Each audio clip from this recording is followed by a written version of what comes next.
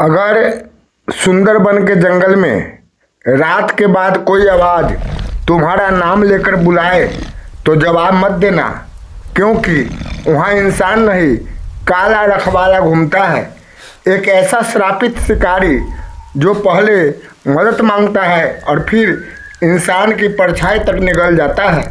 बारिश से भीगी रात, सुंदरबन के किनारे बसे छोटा सा गांव धनपुर में हर घर के दरवाजे बंद थे। गांव के बीचों बीच एक औरत चीख चीख कर रो रही थी, मेरा बेटा वापस क्यों नहीं आया? तुम लोग उसे छोड़कर कैसे आ गए? सामने खड़े चार मछुआरे के चेहरे डर से सफ़ेद पड़े थे।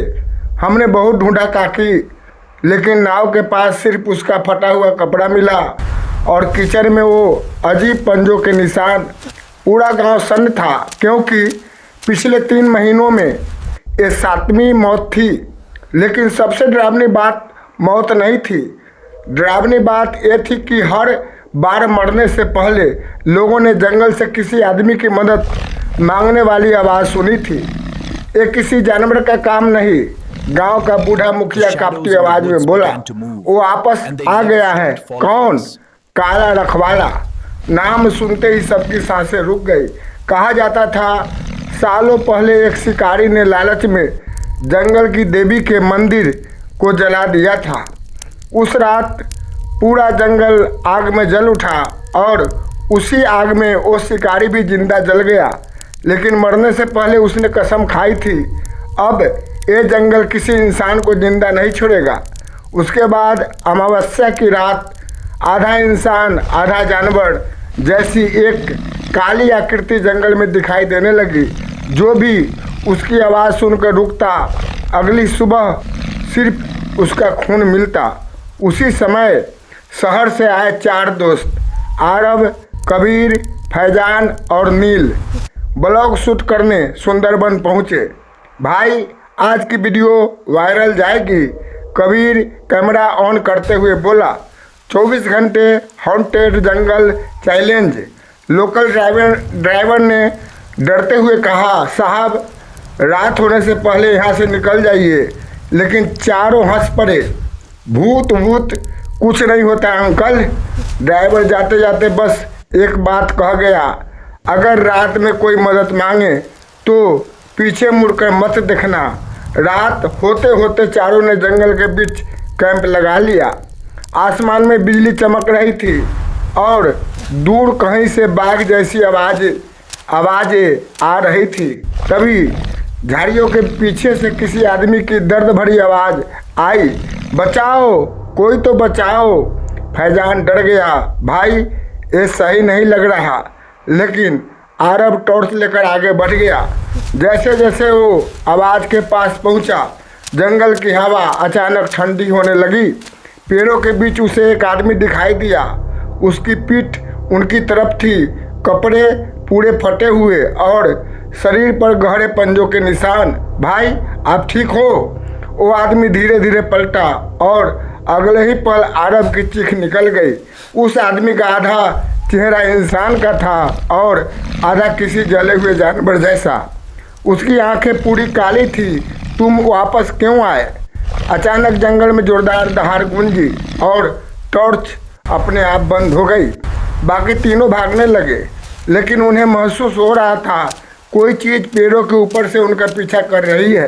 तेज सांस से टूटती टहनियाँ और हर तरफ वही आवाज़, रुको, मेरी मदद करो। नील अचानक रुक गया। उसे सामने अपनी मरी हुई माँ दिखाई दी। बेटा मुझे छोड़कर मत जा। बाकी तीनों चिल्लाते रहे। नील भाग वहाँ से, लेकिन अगले ही पल अंधेरे से एक विशाल काला पंजा निकला और नील को हवा में घसीट कर जंगल में ले गया। उसकी चीखें पूरे जंगल में गूंजने लगी। भागते भागते कबीर को एक टूटा हुआ मंदिर दिखाई दिया। दीवारों पर खून से लिखा था, जंगल अपना रक्षक खुद चुनता है। तभी पीछे से वही काली आकृति दिखाई दी। अब उसका पूरा शरीर साफ नजर आ रहा था, आधा इंसान आधा जला हुआ बाघ, और उसकी पीठ पर इंसानी हाथ लटक रहे थे। तुम लोग यहाँ क्यों आए? कबीर कांपते हुए बोला, तू क्या है? वो हंसने लगा।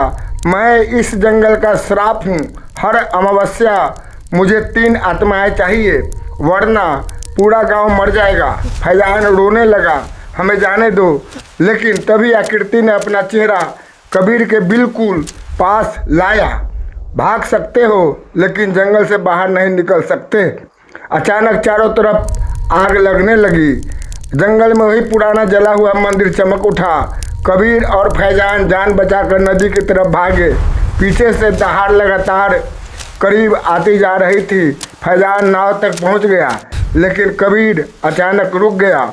उसने देखा पानी में उसका खुद का चेहरा दिखाई दे रहा था, लेकिन वो मुस्कुरा रहा था, जबकि कबीर नहीं। अगले ही पल पानी से 2 काले हाथ निकले और उसे नदी के अंदर खींच लिया।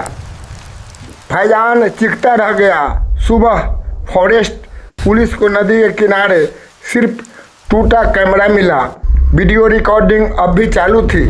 आखिरी फुटेज में फैजान कांपते हुए कैमरे की तरफ देख रहा था। अगर ये वीडियो किसी को मिले तो कभी सुंदरवन मत आना। तभी उसके पीछे एक परछाई खड़ी हो गई। कैमरा धीरे धीरे ब्लर होने लगा और स्क्रीन पर सिर्फ 2 जलती हुई लाल आंखें दिखाई दी। वीडियो वहीं खत्म हो गया। लेकिन कुछ दिन बाद उसी जंगल में नए टूरिस्ट आए और उन्हें गाइड करने के लिए जो आदमी खड़ा था, उसकी आंखें हल्की लाल थी और उसकी मुस्कान इंसानों जैसी नहीं थी।